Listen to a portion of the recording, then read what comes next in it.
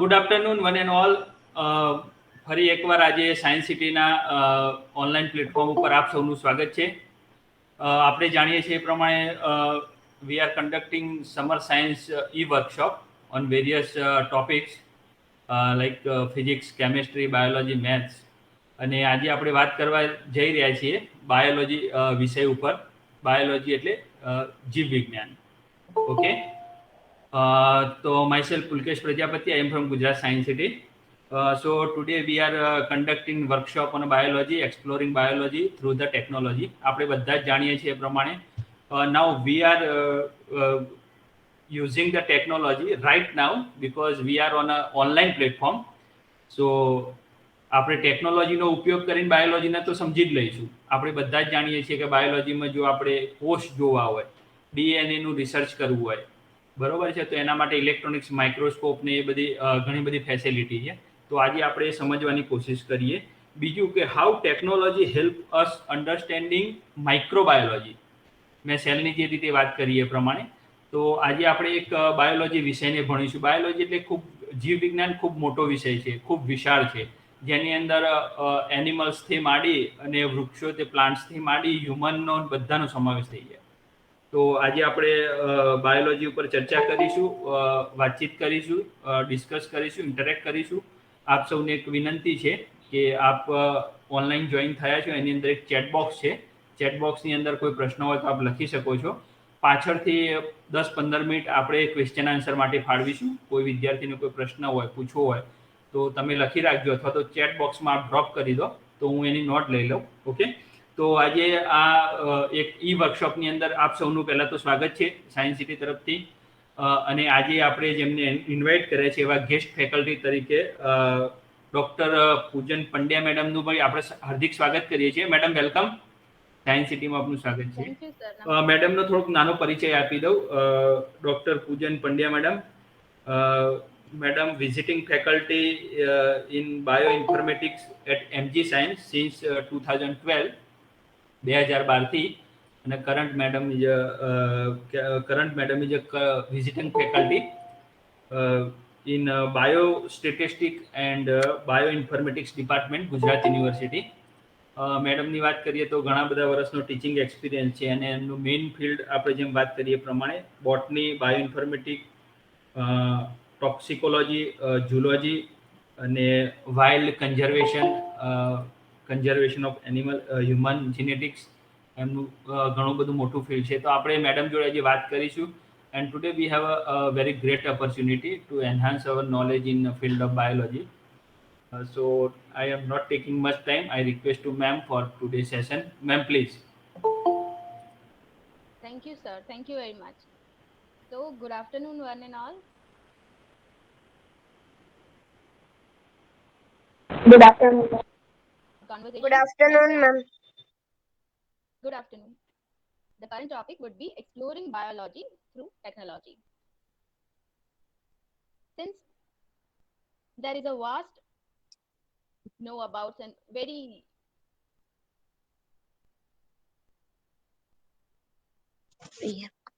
biological everyone. Ma'am આપનો volume, Yeah, I hope. Ma'am આપનો volume ઓછો આવે છે. અવાજ થોડો બંધ કરો દરવાજો. બંધ કરો ભવ્યા. બધા પાર્ટિસિપન્ટ્સને એક રિક્વેસ્ટ છે કે પોતાનો ઓડિયો અને વિડિયો ઓફ કરી દે. All student please off your video and audio please. One and all. Okay. The current topic for our talk today would be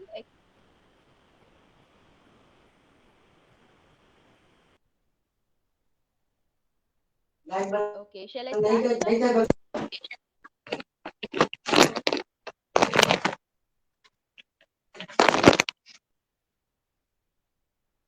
The current topic today for the discussion and talk would be exploring biology. We will explore the biomolecules, protein, acids, vitamins in our computers. So, moving on, content overview that we will be discussing today. starting from the information flow in the biological science. Then we'll understand the basics that are related to this information flow. How does the things happen? Then we will explore the structures as well for the biomolecules, the macromolecules such as proteins, the micronutrient molecules such as vitamins. And then we'll also understand the importance of technological evolution and what is their importance, what is its importance in the advances for the research in biomedical or the biological science itself. Moving ahead, we'll also discuss with the vast areas of career opportunities that are related to the biological science and available today in this world. Now, moving on, there are different sources of protein, the legumes, plant sources, animal sources, egg whites, milk, then the meat itself. There are vast and different protein sources in our diet. These proteins are the macromolecules which helps in the development of our body. First of all, when you all get up and you all start your day, you start it with a glass of milk, right? Milk is one of the proteins, richest protein source. It is filled with the protein known as casein. This glass of milk contains proteins. Proteins are the macromolecules which are required for our body, and they help in building and repairing the muscle tissues as well, in building the different cells of the body. They help in providing us with energy as well. Along with the proteins, various ions such as calcium, phosphorus, etc. are present in milk, which helps us for strong bones and teeth as well. Several vitamins such as vitamin A, vitamin D, vitamin B are also present in protein, and they also help in many other metabolic functions. Various fats as well as various minerals are also present in protein. This protein that you all are looking at right now is the milk protein known as casein. This is abundantly present in milk. This protein is in the form of a three-dimensional structure. It is rotating right now. As you all can see, casein is a macromolecule.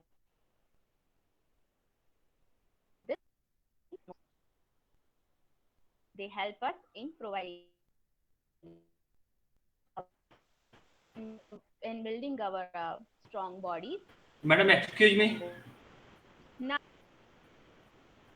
Madam yes, sir. Madam આપનો અવાજ બહુ ઓછો આવે છે. Okay, okay. હા, Now yes, is it yes, okay? ma'am. Okay, okay, fine. Yes, ma'am. Okay.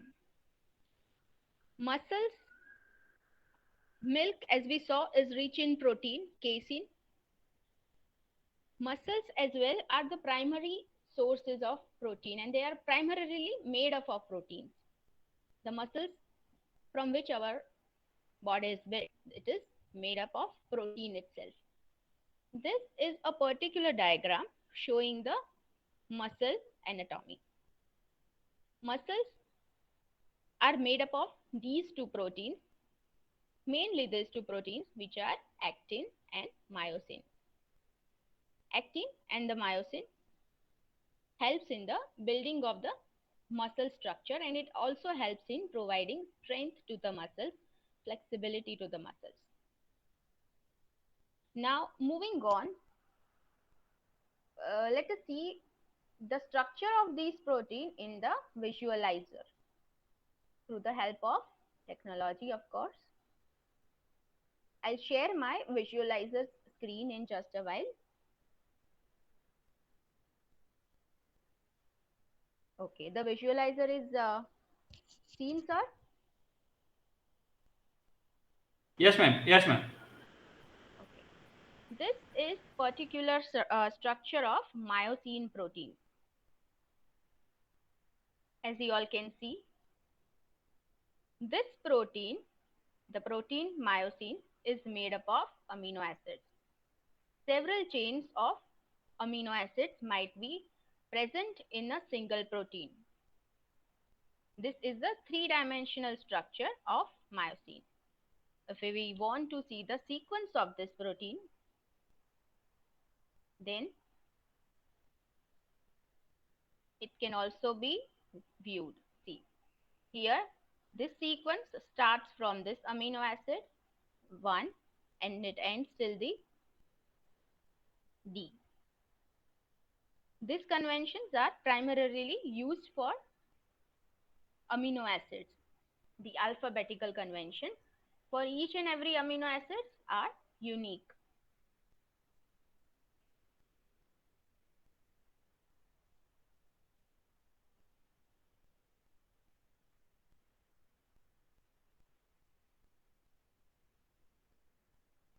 See, I'm rotating the protein and you can see the complexity in the structure itself. See, the alpha helices, the beta sheets. Now, how these macromolecules are organized in a cell? This is a macromolecule. Molecule is also organized in a very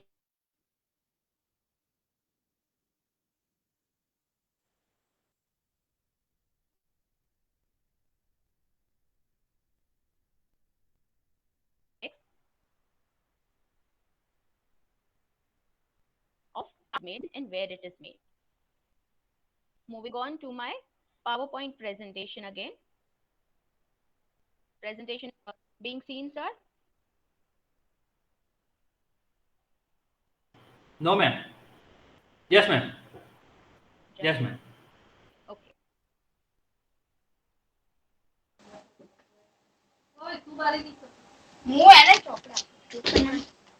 So this was the proteins, myosin proteins structure in 3 dimensions as seen in the visualizer. Now, one of the questions which might be running in your mind is, what is the information that is available with this protein? Protein does its work, right? But this information of how to do its work, when to do its work, how is it transferred to the protein? This question of the information flow, the data in the cell, how is it transferred from one organelle of the cell to the other organelle of the cell is also important. See, here you can see the picture of DNA. Now, this DNA is the base or the genetic material of any person's, any individual's protein functions, right? The end product of this genetic material is the protein itself. How does this DNA work? After doing certain in vitro and in silico analysis, in vitro means inside the laboratory. In silico means when we are doing certain works inside the computer chips in this in the computers, then it is termed as in silico. Using the microscopes, the things or the experiments done are the in vitro work, whereas when we do it inside our computers, then that work is the in silico work. And after this in silico and in vitro work, a certain amount of data is generated. This data that is generated is in the form of 0 and 1. When the data that has been generated in the laboratory and it has been generated in the silicon chips, when it is fed to the computers, it is in the terms of the language of the computer, that is 0 and 1. Computer does not understand our language. It neither understands English or it nor it understands the biology. It doesn't understand any language. It just understands the language of 0 and 1. So it does the things in the flow in which we instruct him. So this was the importance of data. the data from the genetic material to the protein in the form of the computer language 0 and 1. There is vast amount of data since the genetic material of each and every individual is huge. The data generated from this genetic repository, the genetic material, is very huge. So in terms of 0 and 1, the computers will have the data, the vast amount of data. Moving on, there is a certain flow of information from A till the Z, right? The Z is the end product, that is the protein. So how does this information of making a protein flow in the biological system? This is the known thing, right? The end product, the proteins.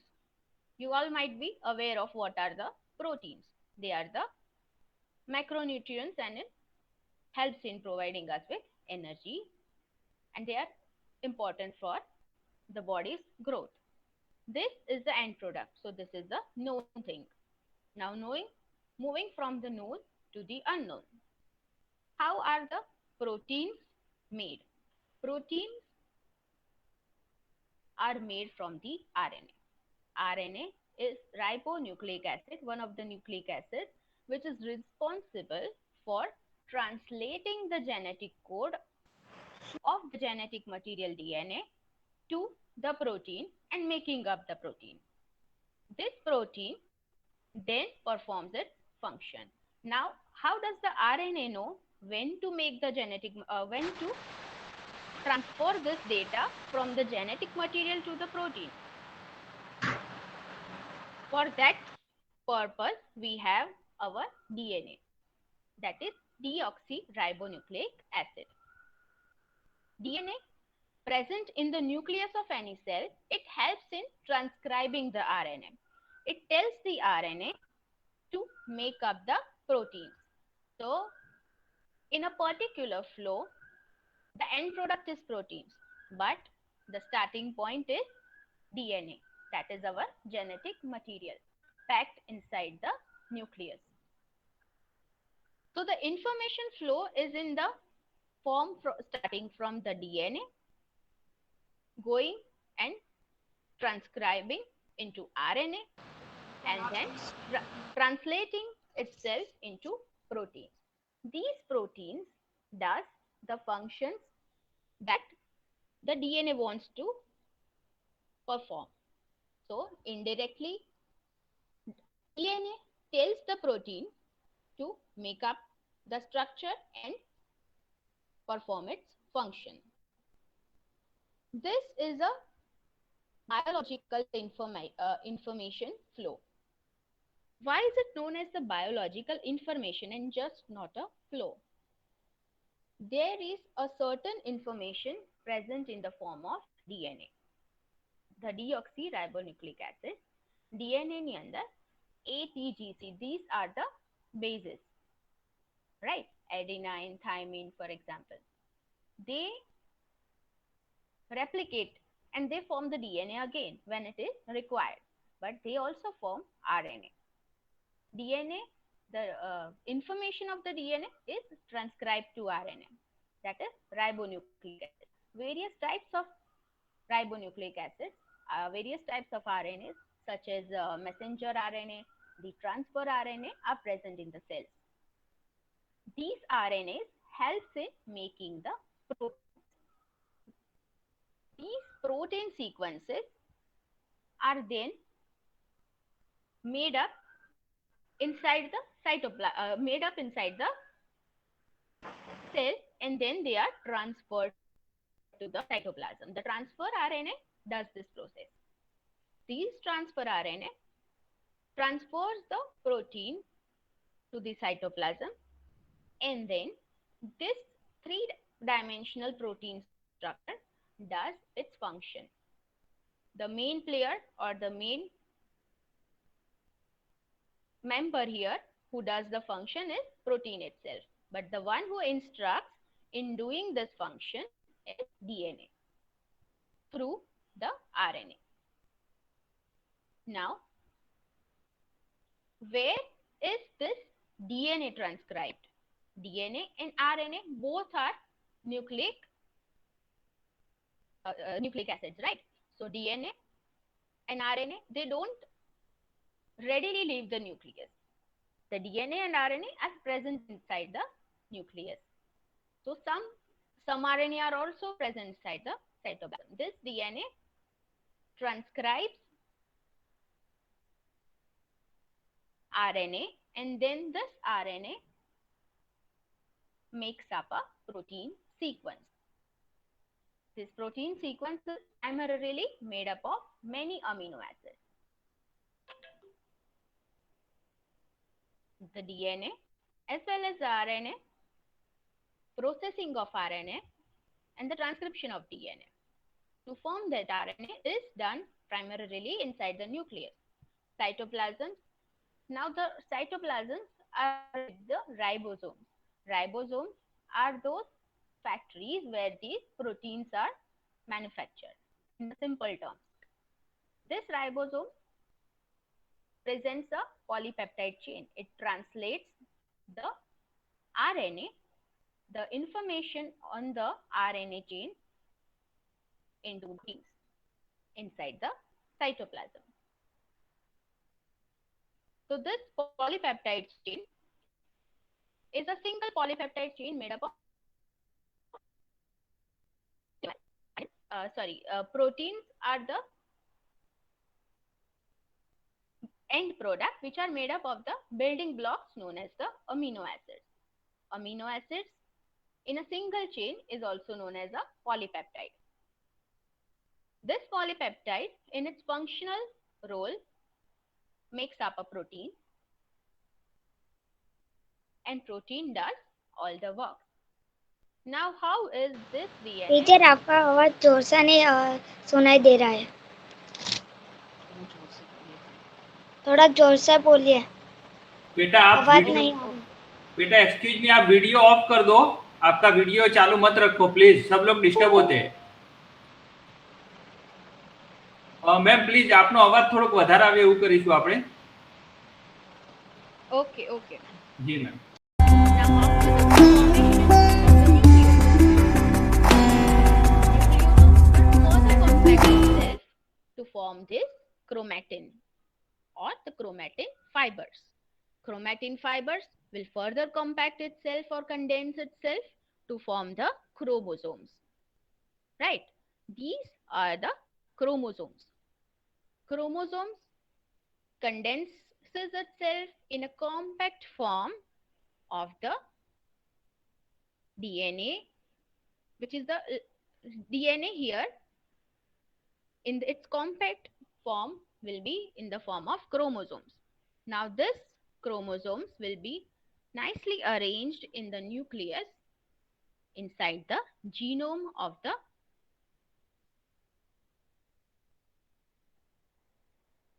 cell, that is any organism. The whole genetic material of any organism will be termed as the genome. So genome particularly is made up of DNA and the histone proteins compactly arranged with each other to form the condensed form of the genetic material. Now, since we saw that DNA and RNA both are the genetic material, there might be certain differences as well between the DNA and RNA. This thymine, guanine and cytosine. Here, these are the bases which are present in DNA. Whereas in the RNA, instead of thymine, uracil is present. So, in RNA, adenine, which binds with thymine, binds with the uracil in RNA.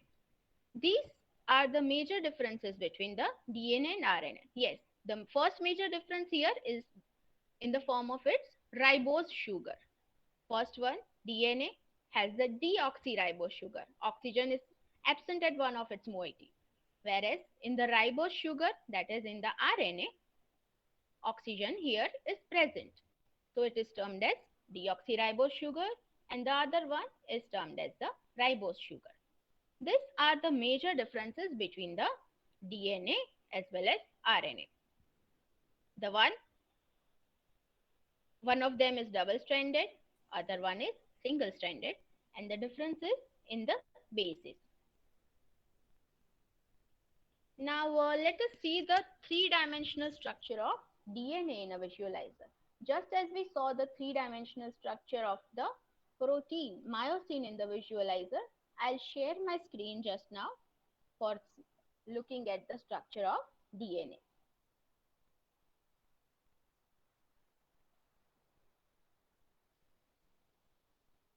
Is the structure visible? Yes, ma'am.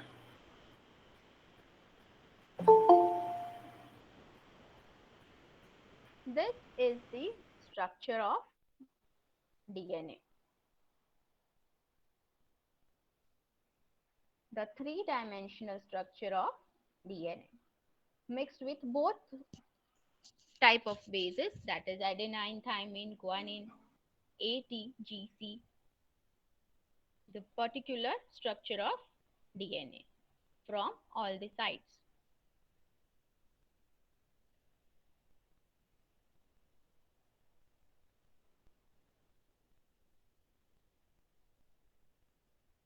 Okay. The other structure of DNA, that is bDNA, biological DNA, that is commonly present in or living organisms. bDNA is shown here.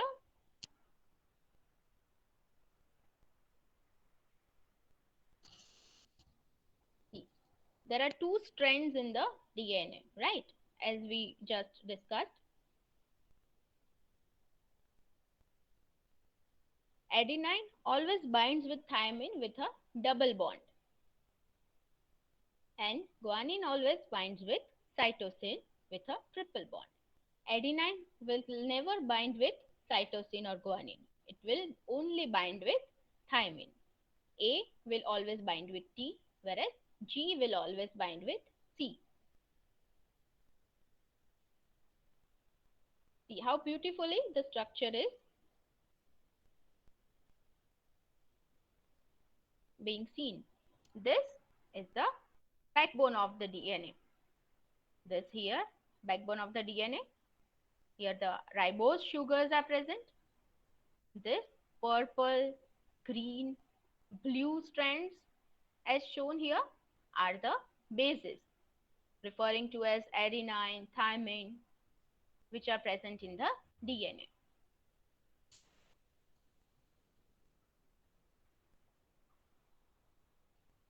Now when this DNA replicates, it always replicates in the direction of 5' to 3', and the complementary strand it runs from the 3' to 5' end.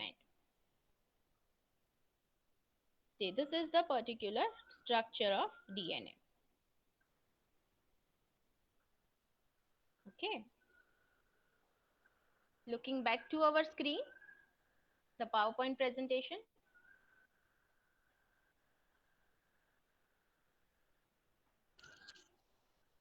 This is the atomic view of the whole DNA strand. The one that I showed there was the full view wherein the strands were seen. This is the atomic view. Now, this DNA's end products are proteins. The information flow which we saw from DNA towards the proteins is known as the central dogma of molecular biology. The end products that are proteins, they perform all the functions of the body, most of the functions of the body. DNA transcribed into RNA, RNA translated to the protein. Protein is made up of primarily the amino acids. This is also a three-dimensional structure of an active protein made up of alpha sheets, alpha helix, beta sheets, then the loops here surrounded by the different ions present in the solution.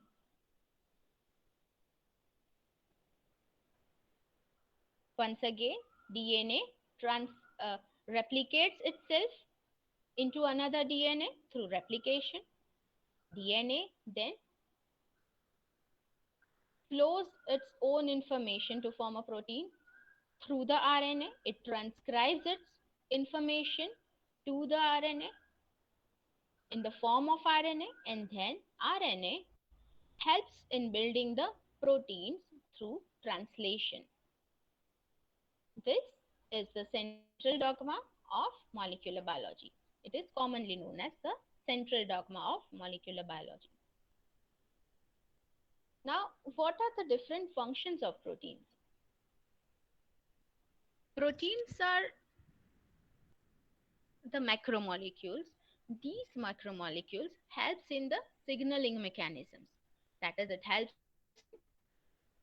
sending the signals from one cell to the another cell to perform the functions. It helps in hello.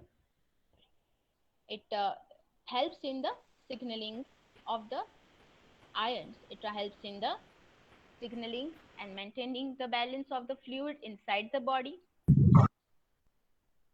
Then the hormones which are present in our body are also proteins. The sensory receptors which are present in our eye, the rhodopsin protein, is also a protein.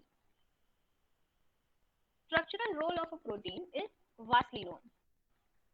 It helps in building up muscles, which are the part and parcel of any healthy body.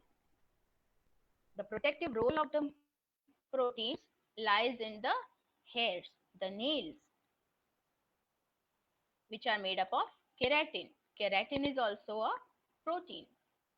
Transportation of oxygen. The main thing, transportation of oxygen, different types of ions, metal ions, then the important salts in the form of ions are transported to the proteins, to the different cells where they are needed. The storage protein, storage for storage protein helps in uh, storing the energy. This proteins helps in storing the energy in the form of fats. When there is excess proteins inside the body, it is also stored in the form of fats. Then there are many biochemical reactions that are occurring in our body. The catalysis of these biochemical reactions, that is increasing the rate of reaction, binding the enzyme to the substrate, is also through certain proteins. Enzymes, substrates are also the proteins.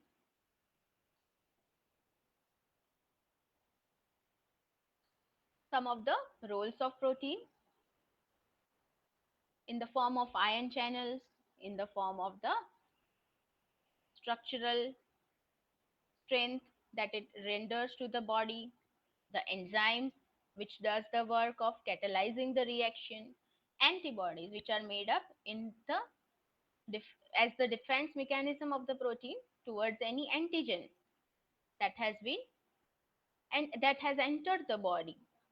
So these ion channels, enzymes, the antibodies, etc. are the mechanisms through which the protein helps in maintaining the body hemostasis.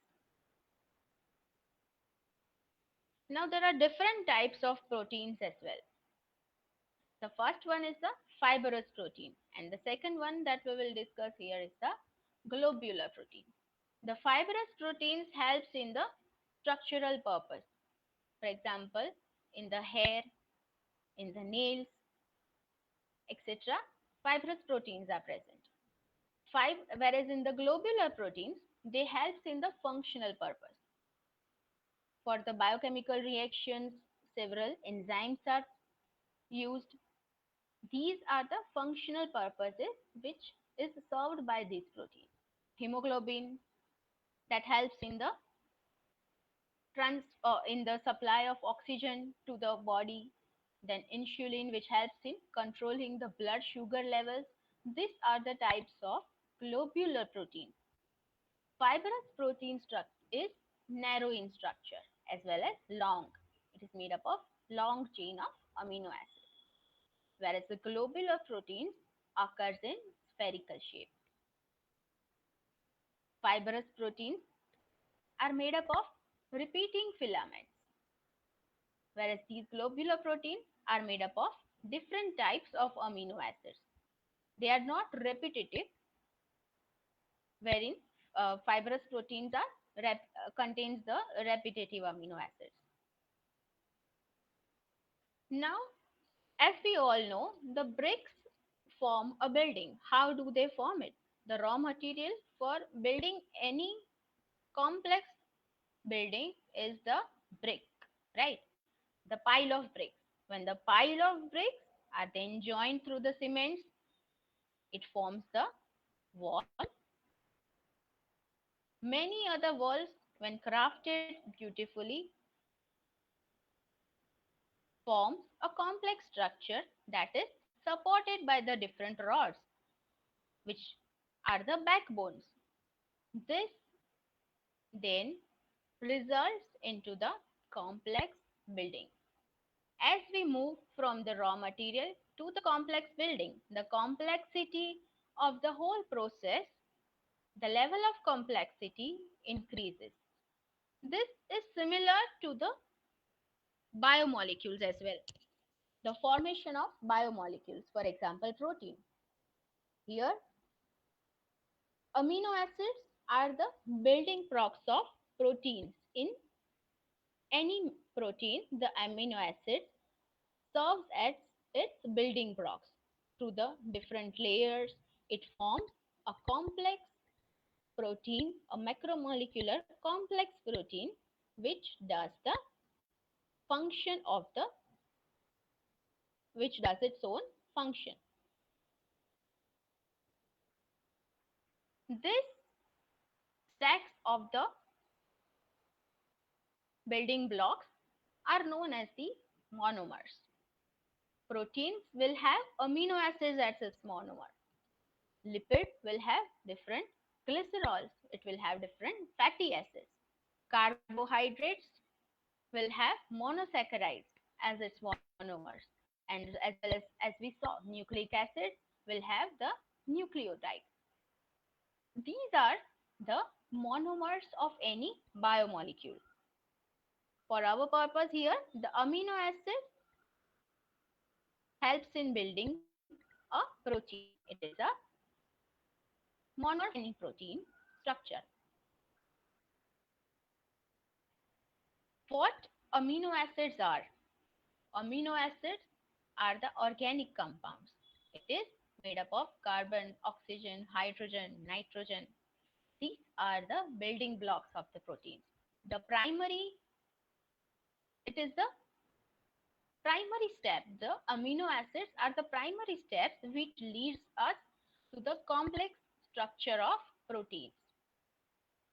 Primarily, a protein or amino acid itself is having one amino group and one carboxyl group. Amino group in any amino acid is termed as NH2 group with one nitrogen and two hydrogens, and the carboxyl group is having one carbon, two oxygen atoms, and then it has the hydrogen.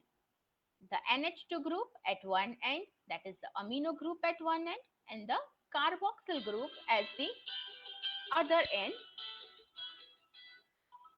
The carboxyl group at the other end with the side chain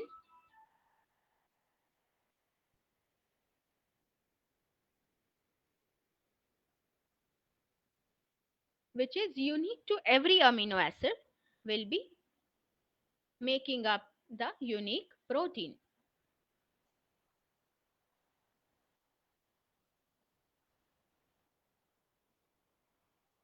So this is the basic structure for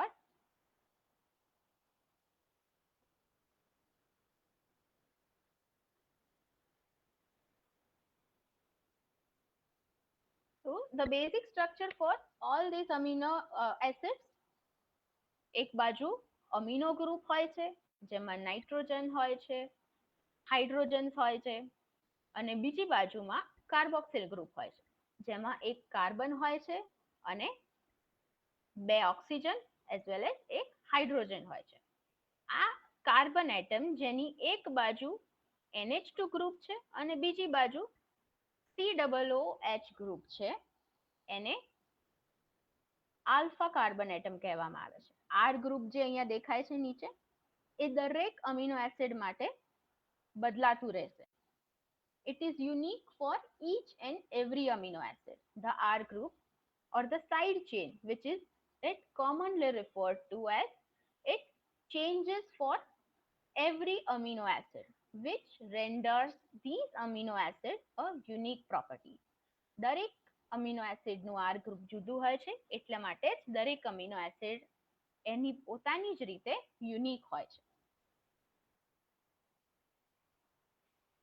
હવે આ amino acids માંથી જેમ આપણે just as we saw these amino acids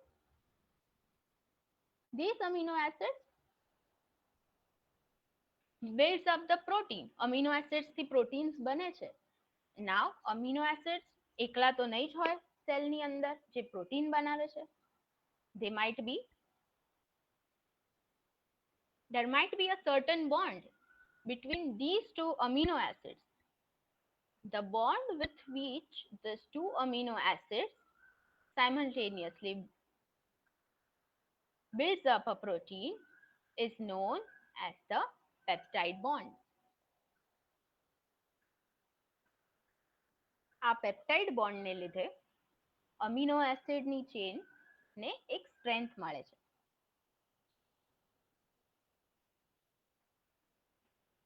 This peptide bond helps in rendering the backbone to any protein structure. These amino acids, one, this amino acid 2, are both joined to the peptide bond through the peptide bond. Okay. This is a particular cartoon which might interest you all.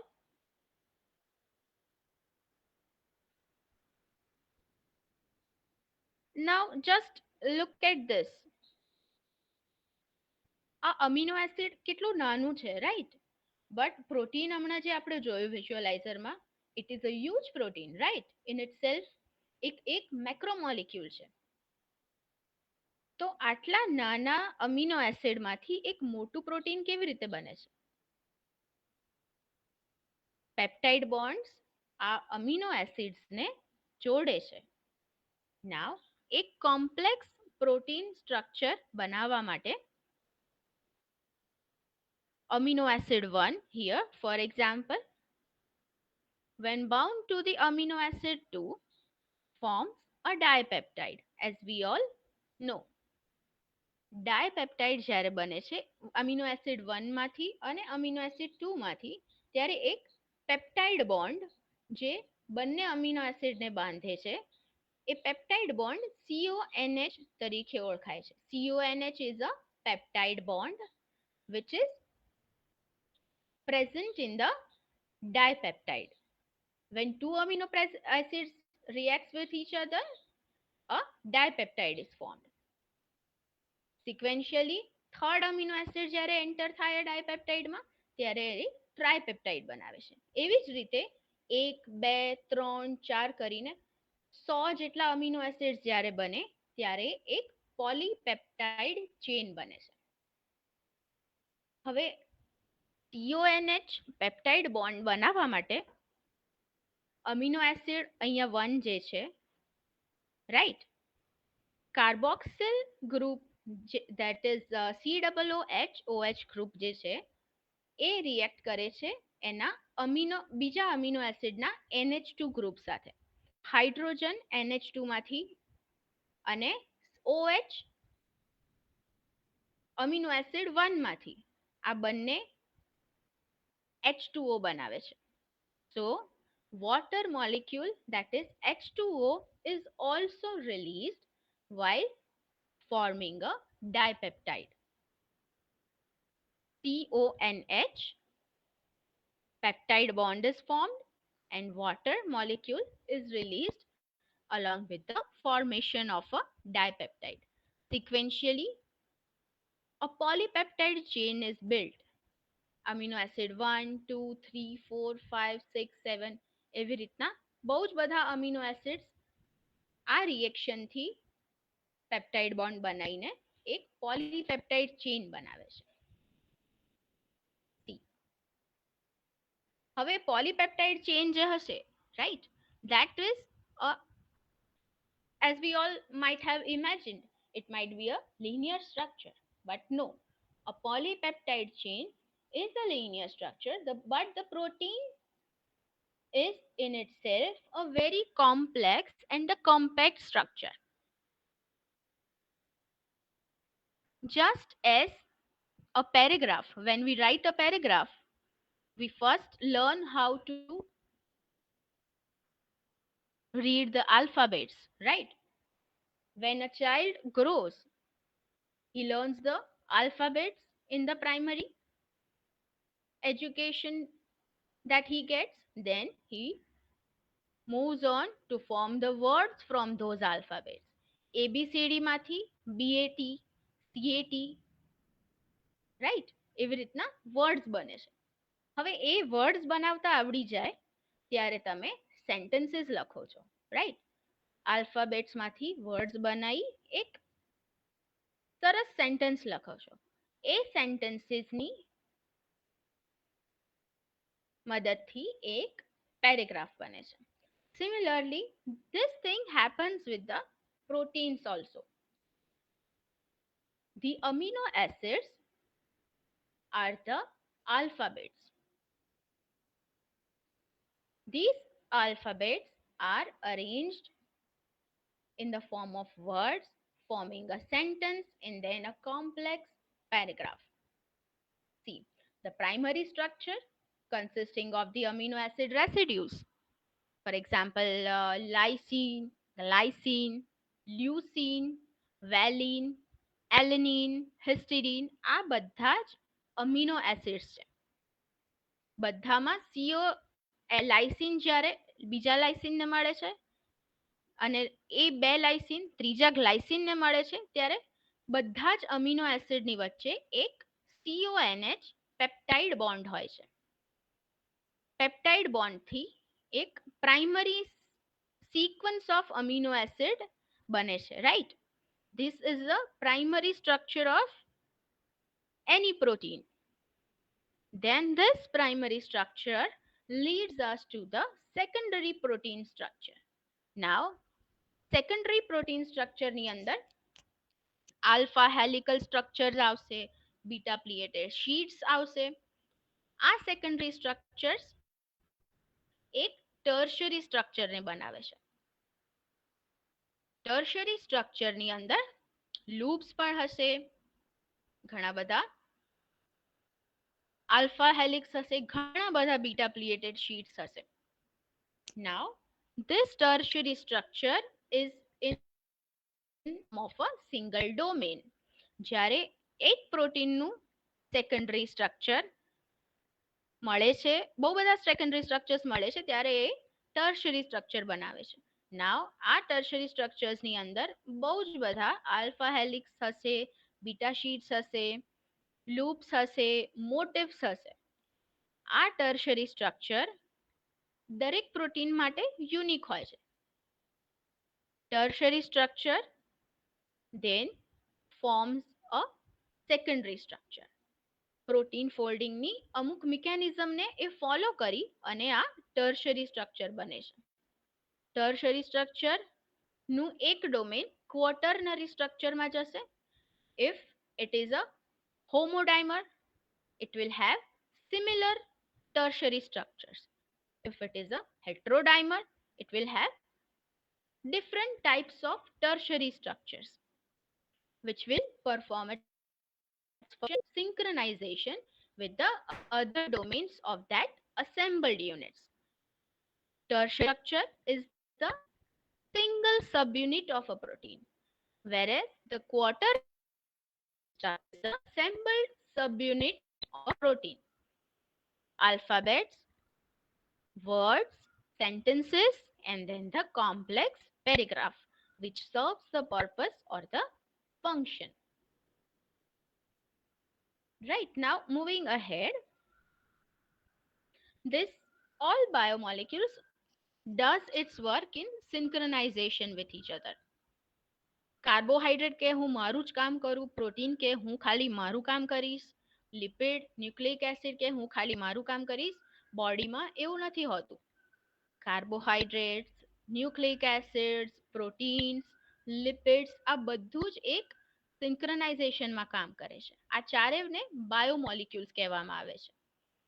In synchronization, these biomolecules works with each other for the optimum metabolism.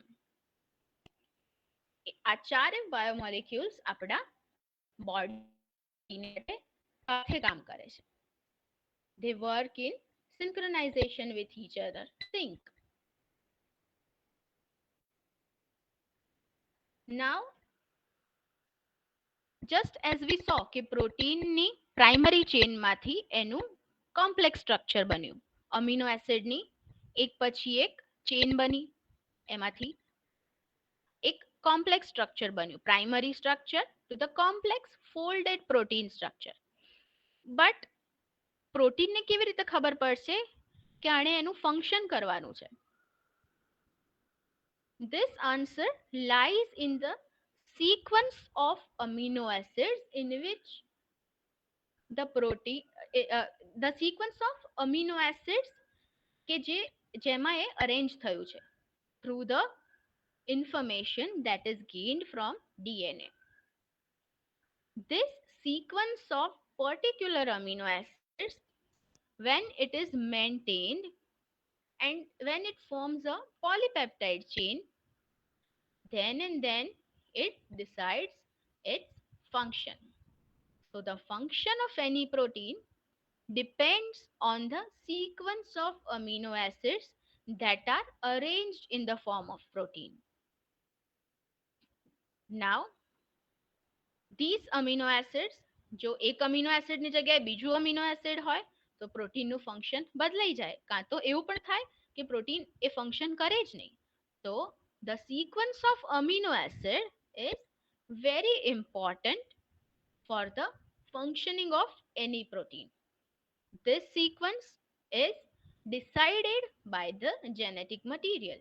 As we saw previously, આ sequence જે છે amino acids ની એ બને છે RNA માંથી, RNA બને છે DNA માંથી. તો DNA to RNA to protein, the central dogma of molecular biology, it helps in the functioning of the proteins. See, replicating the DNA to form itself, then transcribing that DNA into the RNA, then translating this RNA in the form of proteins. Now see here, RNA માં અહીંયા 3 ના groups છે, right? As you all can see, this group of 3,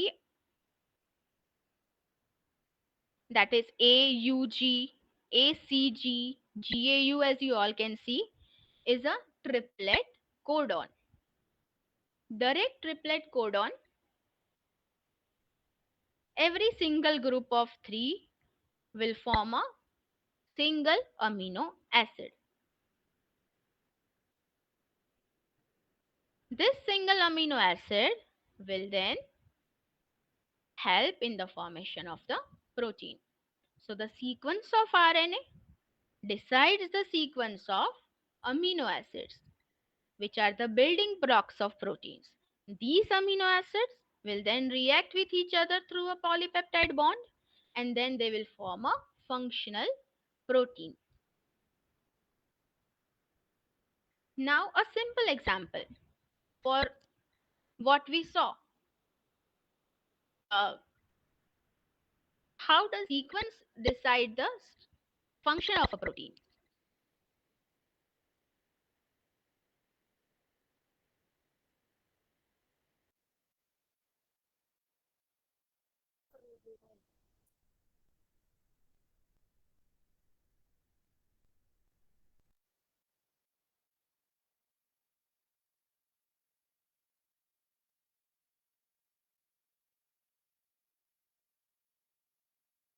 A DNA માંથી જ આવે છે એની sequence, પણ બંનેની સિક્વન્સ ઓફ અમીનો એસિડ્સ હિમોગ્લોબિનના as well as ઇન્સ્યુલિનના.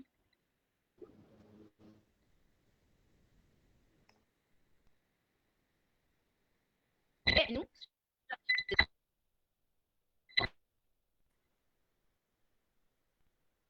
on the right hand side structure of insulin. હિમોગ્લોબિનમાં 4 ડોમેન્સ છે, 2 આલ્ફા ચેન્સ છે, 2 બીટા ચેન્સ છે, વચ્ચે હીમ છે, એની વચ્ચે છે આયન. આ હેલ્પ કરે છે ઓક્સિજન ટ્રાન્સપોર્ટ માટે. Structure of hemoglobin as well as the structure of insulin, both are different, so the sequences will also be different, have different function as well. So provides us with a link that the structure of two proteins is different, it will have different sequences and it will have different functions according to the protein that it translates into. Now હિમોગ્લોબિનનું અને ઇન્સ્યુલિનનું structure પણ આપણે જોઈએ વિઝ્યુઅલાઇઝરમાં.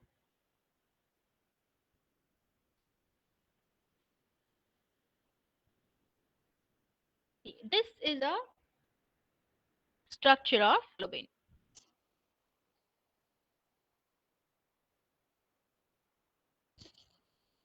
આજે wireless નો જમાનો છે, but જે ટેલિફોનના cord જેવું દેખાય છે અહીંયા રાઉન્ડમાં,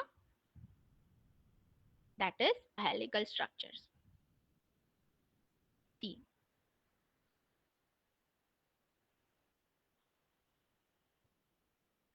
હિમોગ્લોબિનનું આ જે સ્ટ્રક્ચર છે એમાં 4 ડોમેન છે. એઝ વી સો વચ્ચે એક હીમ પ્રોટીન બી છે, અહીંયા જુઓ.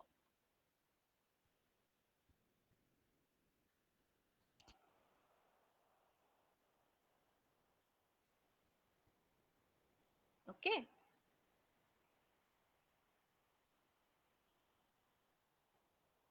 અહીંયા જે કોમ્પ્લેક્સ સ્ટ્રક્ચર દેખાય છે કેમિકલ જેવું, એ હીમ છે.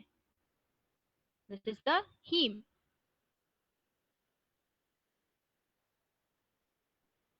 Okay. હેમોગ્લોબિનના 4 ડોમેન્સ છે આમાં.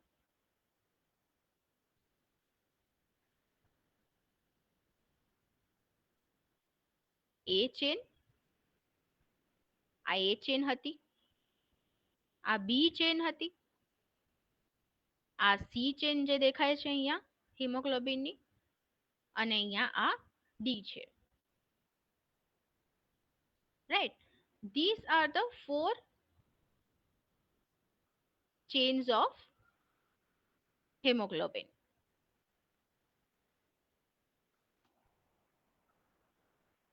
That makes up hemoglobin and then it helps in oxygen supply throughout the body. હવે ઇન્સ્યુલિન જોઈએ. ઇન્સ્યુલિનનું પણ કામ છે તો એ છે તમારા બ્લડ ગ્લુકોઝ લેવલ્સને કંટ્રોલમાં રાખવાનું. when you all eat sweets in high quantities, ત્યારે બી તમારા બ્લડનું ગ્લુકોઝ લેવલ એ કંટ્રોલમાં હોવું જોઈએ. Insulin helps in controlling the blood glucose levels. This is the three-dimensional structure of insulin. Insulin ની અંદર 2 ચેન હોય છે. આ બંને ચેન ડાયસલ્ફાઇડ બ્રિજીસ થી જોડેલી હોય છે, and then it does its work.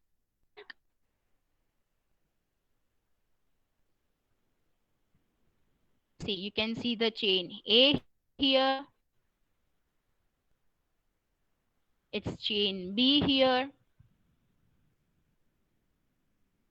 નાવ એના CN જે એનું સેકન્ડ ડોમેન છે. So this is the particular structure of insulin. Both these hemoglobin as well as insulin. Hemoglobin is sequence here. Let me show you the sequence of hemoglobin.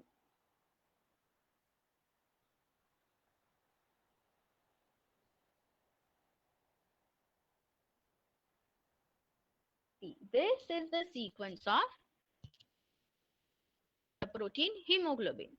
પહેલા વેલિન છે, પછી lysine લ્યુસિન છે, પછી serine છે, then we have proline, then we have alanine at the fifth position till the last position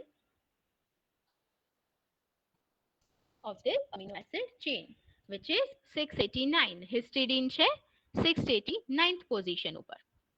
આ sequence જે decide થાય છે પ્રોટીનના સ્ટ્રક્ચરને decide. Similarly, insulin માટે the first one amino acid is here valine, then comes the hemoglobin છે.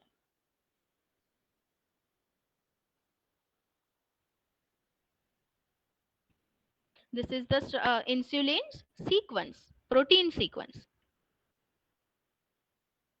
અહીંયા છે first glycine till the 100th amino acid lysine, આખી sequence ની અંદર. Now the protein structure of lysine is smaller as compared to hemoglobin. So the sequence of the protein structure of insulin is smaller than that of hemoglobin. Both of their sequence are arranged in such a manner. Their amino acids are the number of amino acids present in these proteins are such a manner that it makes up into a complex protein structure.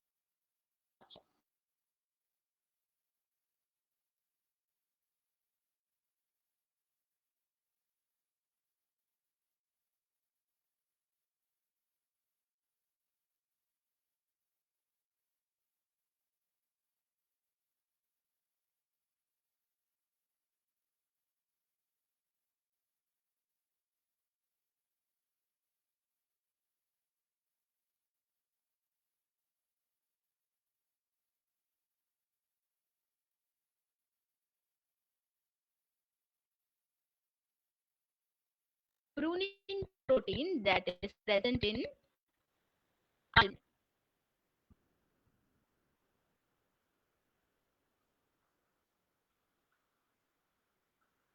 આ અહીંયા જે protein દેખાય છે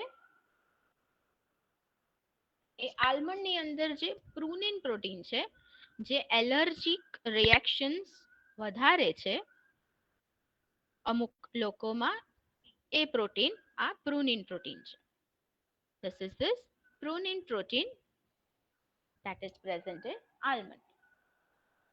The sequence of this protein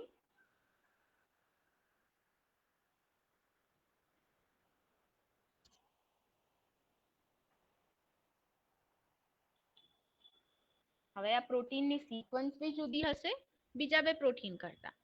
Inherently, each and every protein will have a different sequence. See, this is the sequence for the protein prunin that is responsible for the allergic reactions to almond.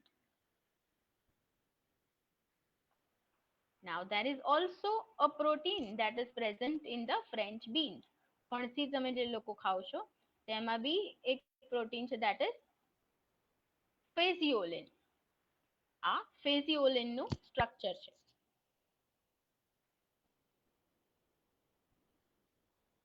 The three-dimensional structure of phaseolin protein which is present in French beans. There are so different amino acids which are present in this protein.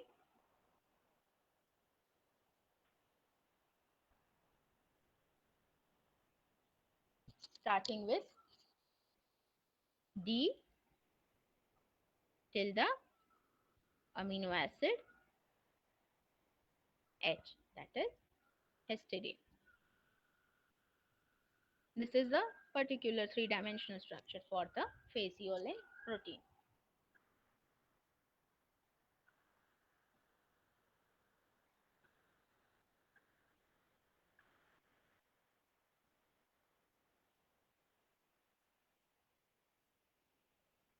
Okay.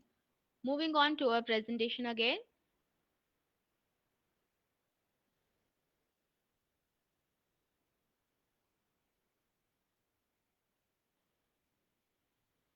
Now, we saw that the proteins are made up from the RNA sequence, and the RNA sequence is made up from the DNA sequence. Now, how does this particular machine, how does the cell know when to start making a protein and when to stop making a protein? Just as we have the on and off mechanisms in our TV remote control, right? In our other electronic devices, there is also a special on and off button or the codes for the protein starting, protein and the protein ending. These are known as the start code, that is the on button, and then the ending button, which tells to stop making a protein. And between this on and off buttons, there is a particular sequence, જેને protein coding sequence કહેવામાં આવે છે. આ sequence જે છે એ પ્રોટીનને code કરે છે. The on button, then the off button, and in between is the protein coding sequence. Cell start કરશે પ્રોટીન બનાવવાનું ઓન બટનથી. એ જોશે કે અહીંયા ઓન બટન છે, particular code છે on button, it will start in building up a protein. Then it will start in making the protein itself, the polypeptide chain. Polypeptide chain a protein coding sequence. And at the end, when this sequence reaches its off button, ત્યારે protein પોતાના ત્યારે રાઇબોસોમ્સ protein બનાવવાની જે mechanism હશે એને of કરશે. These particular on and off codes are known as the start codes, that is depicted by AUG, and the stop codes, that is UAA, UAG અને UGA. આ ચારે જે છે AUG, one start codon and one stop codon. ચારેવને genetic codons કહેવામાં આવે છે, triplet genetic codes. જેવી રીતે પ્રોટીન કોડિંગ સિક્વન્સ માટે આરએનએ માં પર્ટિક્યુલર ટ્રિપલેટ કોડોન હોય છે પ્રોટીનને બનાવવા માટે, એવી રીતે એ આરએનએ માં એક ઓન કોડ હોય છે અને એક ઓફ કોડ હોય છે. ઓન કોડમાં રાઇબોસોમને ખબર પડે છે કે પ્રોટીનને અહીંયાથી કોડ કરવાનું ચાલુ કરવાનું છે. વચ્ચે એ આ ફંક્શનલ પ્રોટીન બનાવે છે અને at the end when it reaches its stop code, it ends up making the protein. Okay, moving ahead. Now we must be clear કે પ્રોટીન બનાવવાની જે મિકેનિઝમ છે એ એના સિક્વન્સ ઉપરથી એનું એક સિક્રેટ પ્રેઝન્ટ છે, એનું એક લોજિક છે એના સિક્વન્સમાં કે જેની અંદરથી એ પ્રોટીન બને છે. એ લોજિક એ એના આરએનએ ના સિક્વન્સમાં છે. There were two scientists, that Nirenberg as well as Khorana. એ લોકોએ they showed કે આરએનએ માં ટ્રિપલેટ કોડોન્સ જેને જેનેટિક કોડોન કોડ્સ કહેવામાં આવે છે. આરએનએ માં as we saw earlier, thiamine ને બદલે યુરેસિલ હોય છે, right? So U, C, G, એ આ 4 કોડ્સ ફર્સ્ટ લેટરમાં, સેકન્ડ લેટરમાં, થર્ડ લેટરમાં,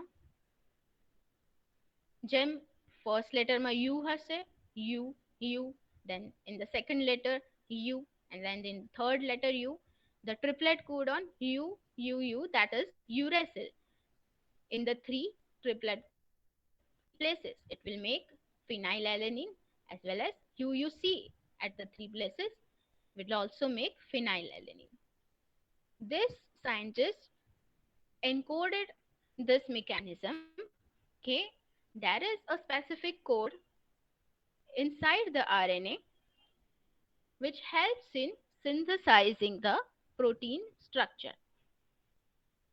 આ જે આપણે અહીંયા વાત કરી સ્ટાર્ટ કોડની અને સ્ટોપ કોડની, અહીંયા સ્ટાર્ટ કોડ અને સ્ટોપ કોડ બી આપ્યા છે, right? AUG is the start codon. બનાવે છે methionine is an amino acid, and UAA, UAG, UGA એ બધા stop codon છે. UAA and UAG are the tyrosines, whereas the UGA is the tryptophan. આ બધા જે first letter, second, third letter માંથી જે codons બન્યા છે એને ટ્રિપ્લેટ કોડોન કહેવામાં આવે છે. આ ટ્રિપ્લેટ કોડોન અમીનો એસિડ્સ બનાવે છે. આ એક અમીનો એસિડ, then આ બીજું amino acid, then comes the third amino acid. It might happen that certain different codons might be making the similar amino acid. For example, in glycine માં GGG,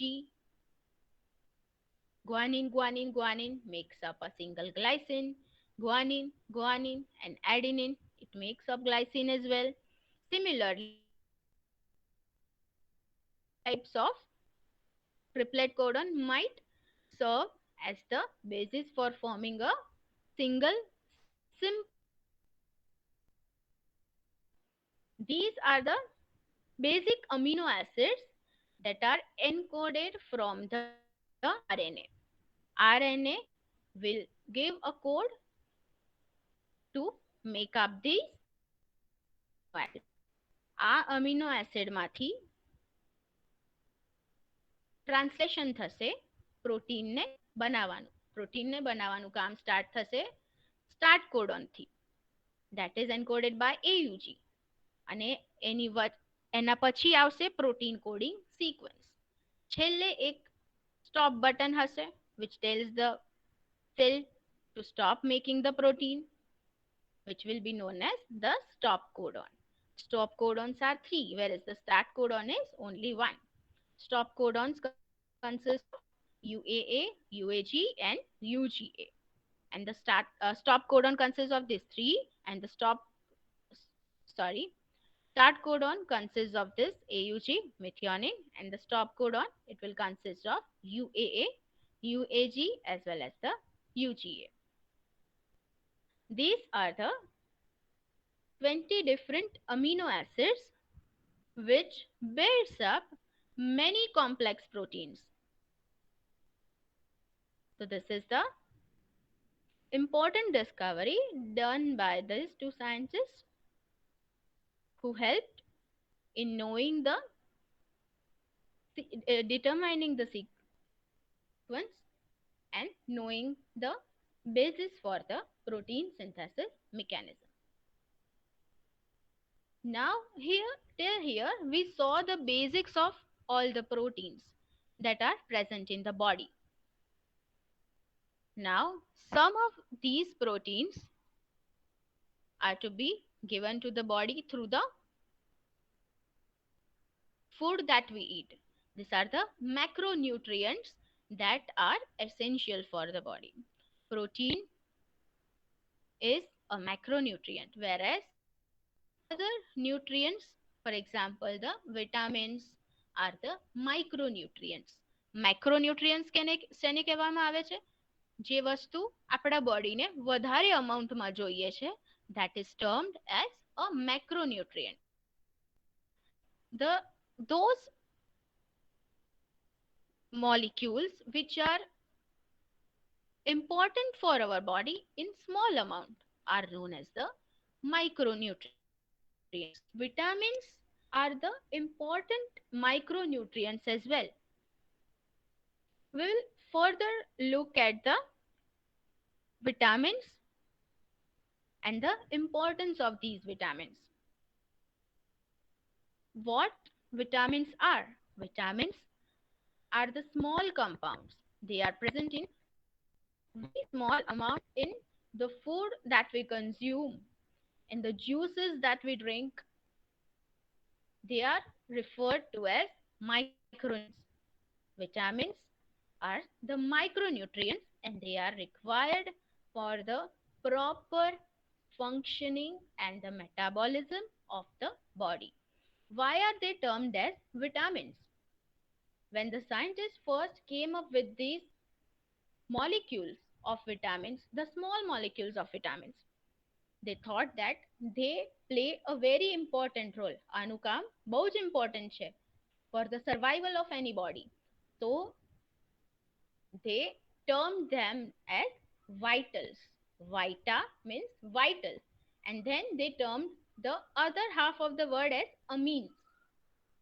Right? VITAMINES પહેલા because there was the amino group present in the vitamins which they thought was कि બધા vitamins ની અંદર amine group present હશે, so they named it as vitamins.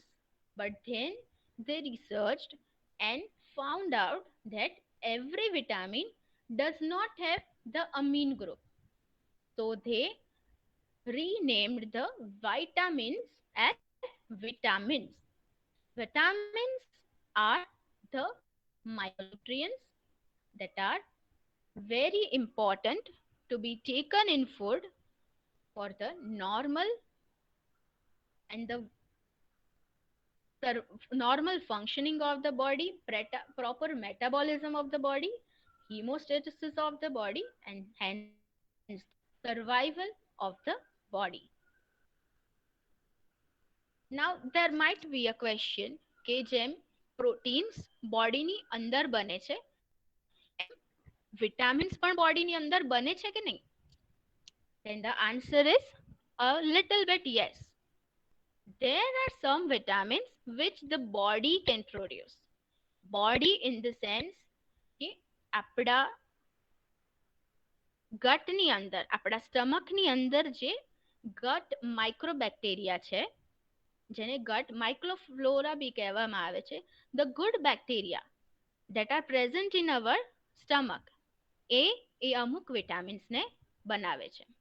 Whereas the vitamins which are helpful for our body needs to be given in through nutrition that we take up in the form of the diet. Now in these days, right, you all must be knowing that vitamin C લોકો બહુ જ લઈ રહ્યા છે. Vitamin C is also one of the protein which is known as ascorbic acid. Is this very important for the proper functioning of the body, for the removal of the free radicals. જે ખરાબ કચરો છે એને કાઢવા બી vitamin C is very important. Now which of the vitamins are produced by the body? One of the vitamins that is produced by the body is biotin, as well as the other one is vitamin K. B7 known as biotin and the vitamin K. These two vitamins are synthesized by the good bacteria that are present in our stomach. Then there is also a vitamin D which is produced by the body when it is exposed to a particular wavelength of UV rays that are present or that are given to the body through the sunlight while it is exposed to the sunlight. So vitamin D, B7 and vitamin K are indirectly synthesized from the sunlight and the gut microbacteria. Now the vitamin B3, જેવી રીતે આપણે જોયું કે tryptophan is also one of the amino acid. જ્યારે આપણે અમુક proteins ખાઈએ છે which is rich in tryptophan, that is one of the amino acids which builds up this protein. Then at that time the important vitamin known as niacin, that is vitamin B3, is synthesized by the body.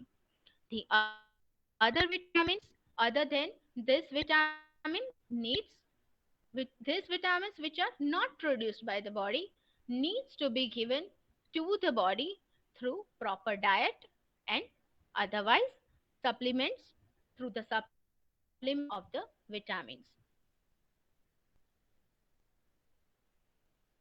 Vitamins on classification were termed into as two different groups. That is, one was water soluble and the other group of vitamins were fat soluble. Vitamin B and vitamin C, both these vitamins are water soluble vitamins. There are in all 13 type of vitamins. B and C, the water soluble vitamins. There are 8 different types of vitamin B as well. One single type of vitamin C, which is fat soluble. So these are the total 9 types of water soluble vitamins, which are soluble only in water. They cannot be soluble in fats. The other group of vitamins are vitamin A, vitamin D, vitamin E, and the vitamin K. These 4 vitamins are soluble only in fats. Now, these fat soluble vitamins can also be stored in the body. Some of these fat soluble vitamins are stored in our body for the further usage when the body is deficient in the vitamins, whereas the water soluble vitamins by and large are removed through urine from our body. Generally, these are the 30 different types of vitamins which are very essential for the body requirements: the fat soluble vitamins and the water soluble vitamins. Now, what are the different sources of vitamins? The fat soluble vitamins, that are vitamin A, D, E and K, then the water soluble vitamin, that is vitamin C and B. There are different sources of these vitamins. The different sources of vitamin C, a commonly known vitamin these days, is through the citrus fruits. જે ખાટા fruits છે એને citrus fruits કહેવામાં આવે છે. And then these fruits such as lemon, oranges, etc., they are rich in vitamin C, that is folic acid. Vitamin A is helpful for our production for our eyes, for the production of certain cofactors that are responsible for the proper vision of our eyes.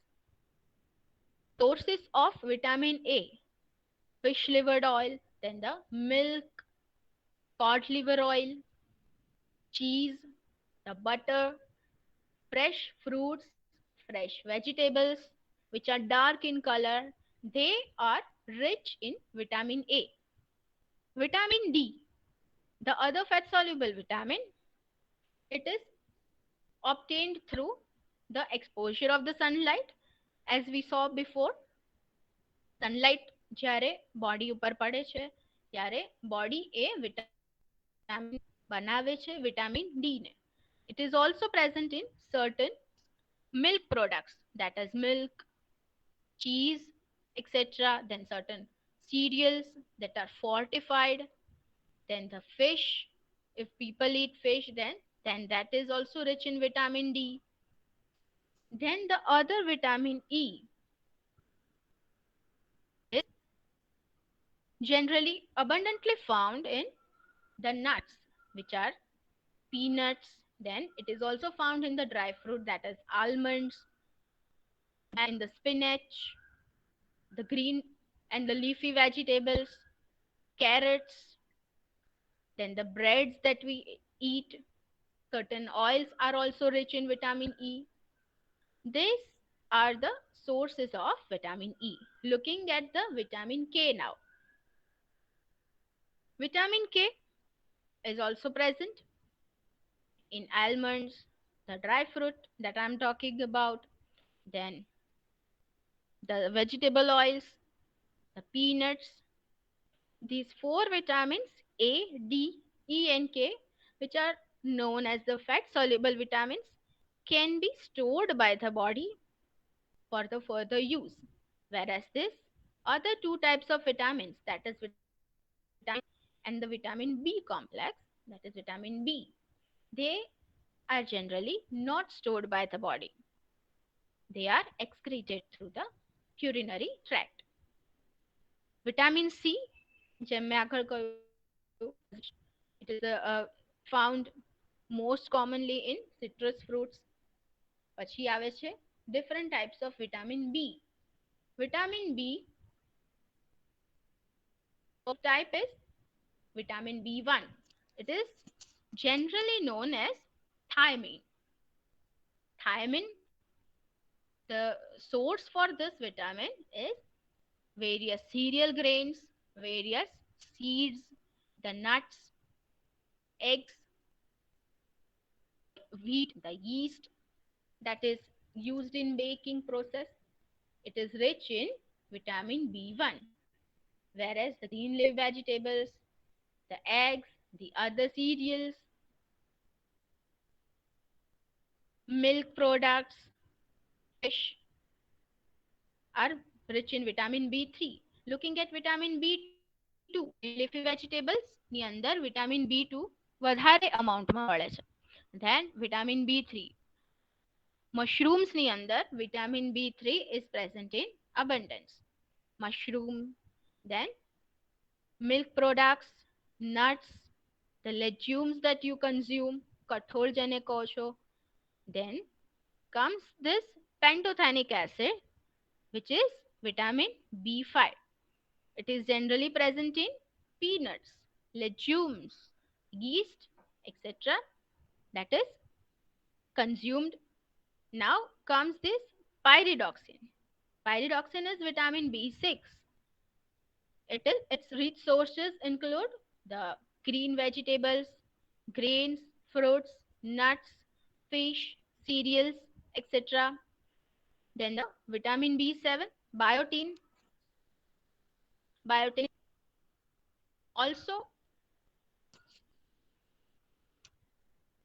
biotin is also known as vitamin B7, and it can be also produced by the gut, the microbacteria present in the gut. Mushrooms, cauliflower, then the egg yolk are rich sources of biotin. Folic acid, vitamin B9, can also be the fresh, that can also be present in the green leafy vegetables, the citrus fruits, the legumes, etc. And then the cyanocobalamin, that is vitamin B12. It can be found in the dairy products such as milk, cheese, etc. These are the different sources of vitamins. All there are plenty of sources of vitamins, but you need to supply your body with these sources regularly, taking the balanced diet which contains these sources of vitamins. See, there is a very good cartoon here. This man is telling his friend that he is not eating a balanced diet. He thinks that he is not eating a balanced diet, and he is replacing his meal with the snacks. Then he thinks that he should take multivitamin tablets, and the woman on the other end is confused. That why is he doing so? He is harming his body by consuming the tablet when he can get the vitamins from the different sources such as these, right? From the different food sources, he could get his vitamins. So please don't be like this guy who thinks that he can eat a donut and then have a multivitamin tablet. No, you need to take a proper balanced diet in order to supply your body with all these macronutrients as well as the micronutrients. Now there are different functions of the vitamins as well. Just as we saw the sources, there are different functions. Vitamin C is an antioxidant. જે હમણાં બહુ જ બધા જ લઈ રહ્યા છે almost. Vitamin C. It is an antioxidant. It chelates these impurities and then it helps in building these tissues of the body and in removing the impurities. Then vitamin A, D, E and K, there are different roles. Vitamin K, the name of vitamin K, this is an interesting story. The name of vitamin K નું નામ K કેમ પાડવામાં આવ્યું? Because it helped in clotting. In a certain language, clotting starts with K.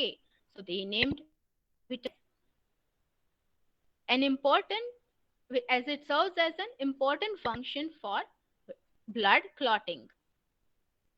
So it was termed as vitamin K.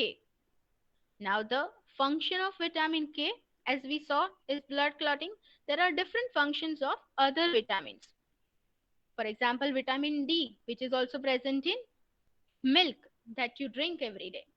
It is helpful for bone metabolism. To have the stronger bones, stronger teeth. Vitamin D serves as an important function. Vitamin A also helps in the growth and development of children. So by and large, children should also include their foods with all these rich vitamin sources, as these are many important functions as you all can see. Formation of RBCs, the functioning of nerves for the proper vision, for building strong muscles, for proper wear and tear of the body. There are these vitamins which helps in functioning of the body in a proper manner. So just as this clip says, for healthy bones and teeth, you should have proper vitamin D and calcium in your diet. Then for healthy skin, you should have riboflavin and niacin. For good cognitive function, for stronger brains, you should also have iron in your body. Then for releasing the energy, there should also be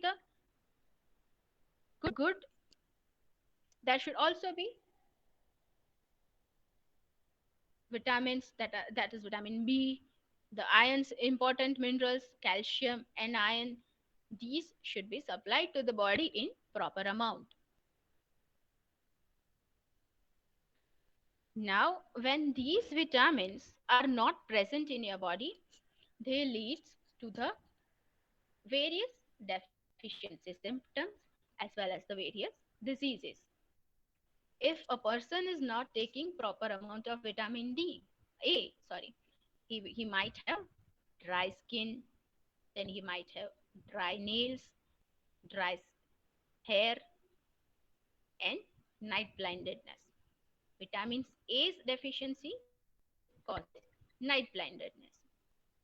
As we saw, vitamin D was helpful in proper functioning of the bones and the proper bone health. Now if vitamin D is not taken in your diet in good amounts, then bone health of your body will be poorer.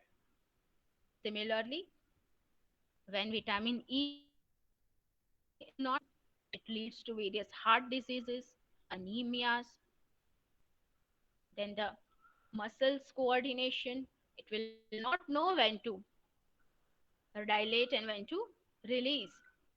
So, muscle coordination will be affected if the body is deficient in vitamin D.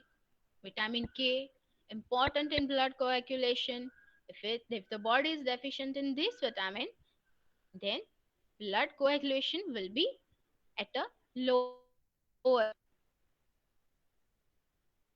તમને થોડુંક બી વાગે છે ત્યારે blood નીકળે છે, પણ એ અમુક time પછી બંધ થઈ જાય છે. બટ વિટામિન કે ની ડેફિશિયન્સી જો હશે તો એ બ્લડ બંધ થવાનું બહુ જ ધીમું થશે. That will lead to poor blood coagulation.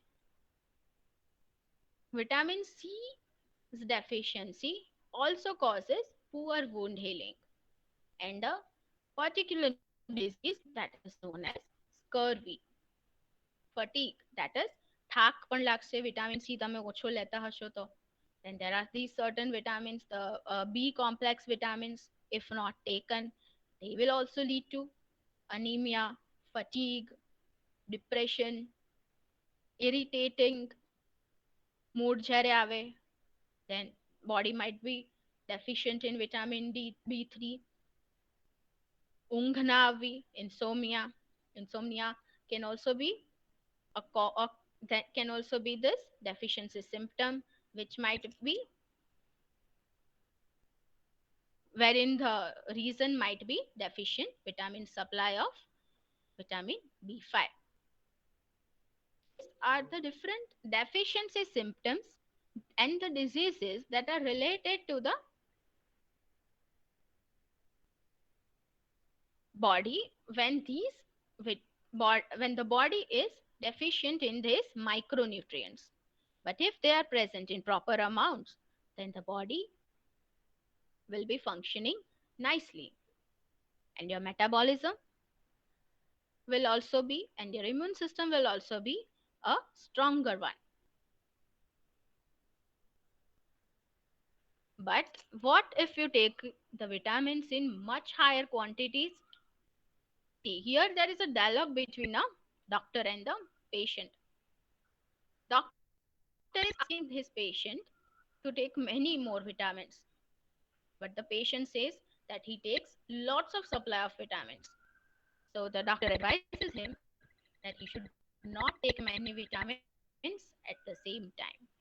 More stock of vitamins will be toxic to the body.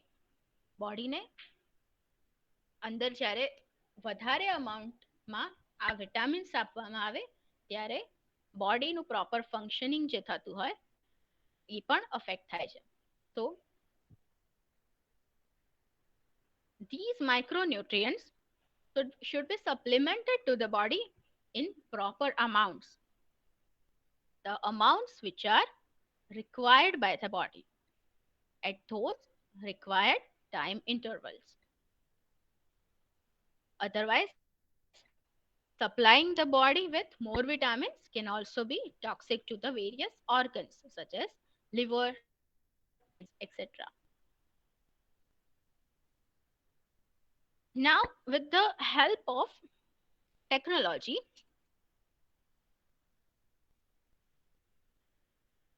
there were this macromolecular structures that we could see, right? આપ જે અહીંયા મેં મૂક્યા છે, આપણે જે જોયા છે, એ ટેકનોલોજીકલ એડવાન્સમેન્ટ્સ ને કારણે પોસિબલ થયું છે. આ બધું જ બોડીની અંદર છે.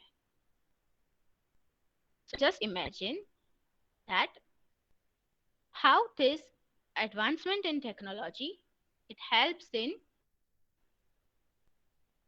further developments of science. See, I have certain chemical structures of this vitamin A. Different vitamins ના બી અહીંયા structures છે મારી પાસે. વિટામિન એ નું કેમિકલ સ્ટ્રક્ચર છે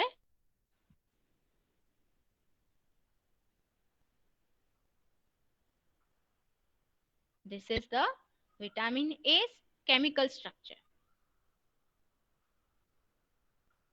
right, in 3 dimensions.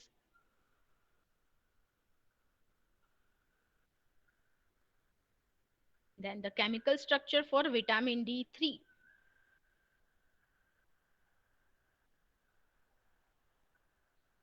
This is the chemical structure of vitamin D3, which is formed with the help of proper exposure of the body through the sunlight. This is the vitamin D's chemical structure.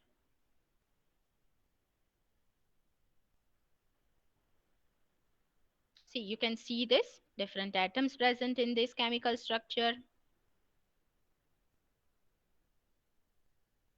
Now see, these vitamins, the structure of this vitamins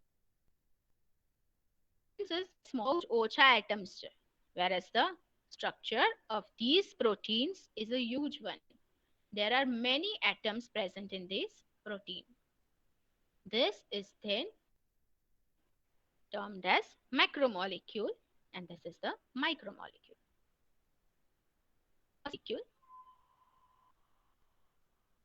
but with a very powerful function.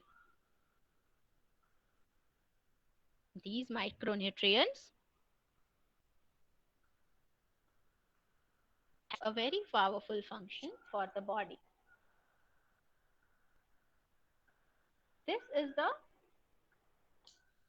vitamin E's molecular structure, sorry, chemical structure.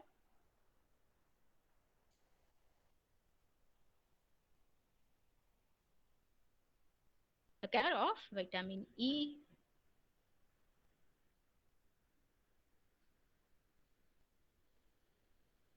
એક હેગોનની phenyl ring છે, and there are several protruding atoms here, the hydrogens, the oxygen present.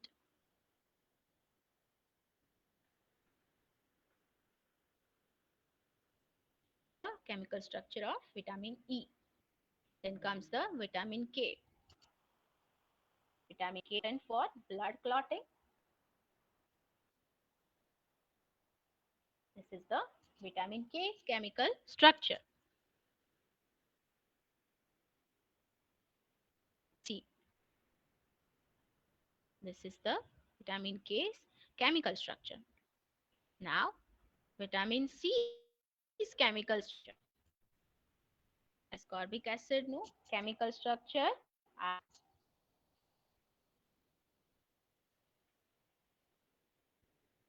Right.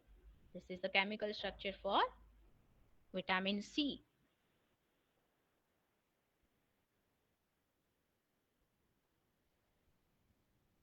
Now, as you all saw, the technological advancements led us to viewing the structures on the computers, our computers, from your phones. So, this evolution in technology, evolutions means એક વધારો થાય છે જ્યારે એના પ્રોપર્ટીઝમાં, ટેકનોલોજીની પ્રોપર્ટીઝમાં, and that is termed as technological. The importance of these technological evolution, it will help for the biological science. જીવ વિજ્ઞાન જે તમે ભણી રહ્યા છો, જે આપણે અત્યારે વાત કરી રહ્યા છે જેના વિશે, તેને માટે ટેકનોલોજીકલ એવોલ્યુશન એક બહુ જ મોટો ભાગ ભજવે છે.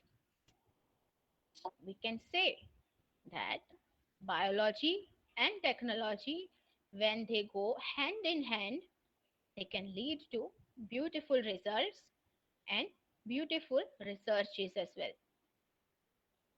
Steve Jobs, you might all be knowing about him. This is the famous quote that he quoted.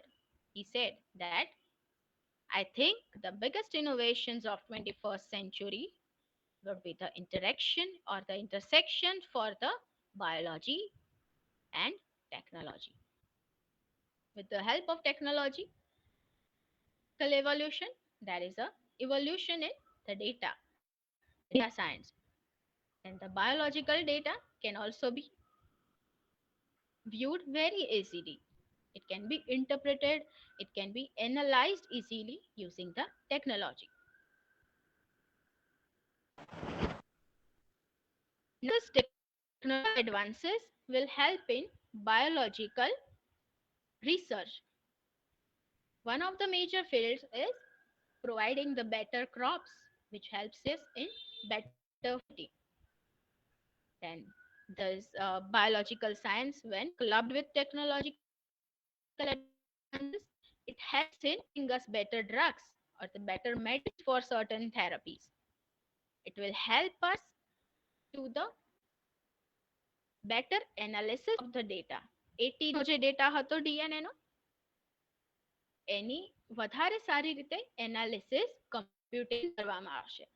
Machine learning, then the artificial intelligence will help in moving biological science to many steps ahead, not just one step, many steps ahead for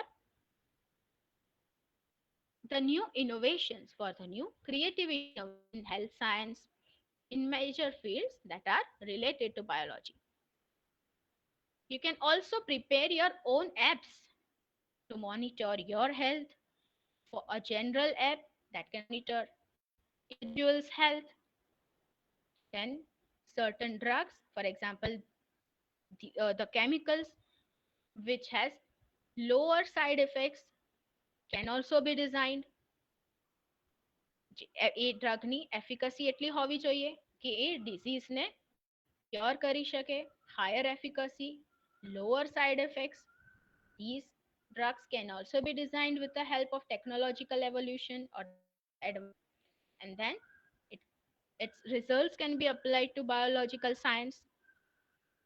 Then the most important thing, the clean environment can also be provided through the help of technological advances using the clean fuels which emit low carbon dioxide, low CO or no CO2 is in itself. So these are the major windows which has been opened with the help of technological advances for the betterment of life on this earth. Now let us go through some of the opportunities if you learn biological science, and if you are good at programming, if you want to learn the language of computers, then you can also program tools, you can design those certain tools, and you can be a good bioinformatician. Now if you are good at mathematics, you can also design certain equations that will be helpful in the various dynamic calculations. Being a biophysicist, you can also design certain tools, certain microscopes, certain mechanics which are helpful for biological science. You can explore biological science. Being a biotechnologist, you can also prepare certain GM foods which are not unhealthy for the body. You can research upon those things. You can also be a nanobiotechnology expert. You can also be a good epidemiologist, then a good nutritionist, depending on your choice in which you are good at, your passion. Biological science has many innovative areas. So those opportunities in career, it will be vast. It is a diverse field in itself. Just as Albert Einstein said, more you imagine, more research will be at your end. So imagination here is the highest form of research that we can do with our minds. And whatever is there in our minds, we can help ourselves make it clear in the coming era. and make it real. So these are the career opportunities that can also be gone through for the by knowing the biological science in depth.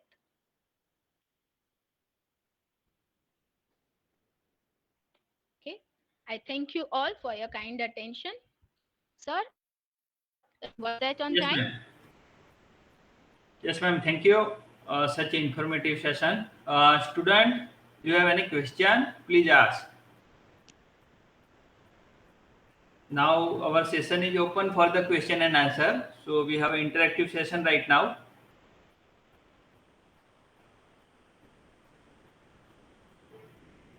If you have any query, if you are not understanding और आपको कुछ समझ में नहीं आया हो तो आप पूछ सकते हैं. बायोलॉजी के ऊपर में आपका कोई क्वेश्चन है? मैडम ने काफ़ी कुछ बताया पहले से, डीएनए, आरएनए, प्रोटीन को बताया, सेल को बताया, न्यूट्रिएंट्स बताए, विटामिन्स को बताए. उसमें आपका कोई क्वेश्चन है तो आप पूछ सकते हो.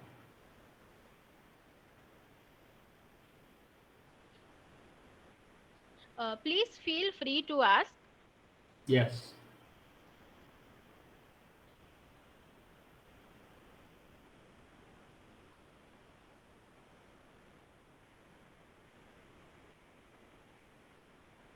I think no question, students.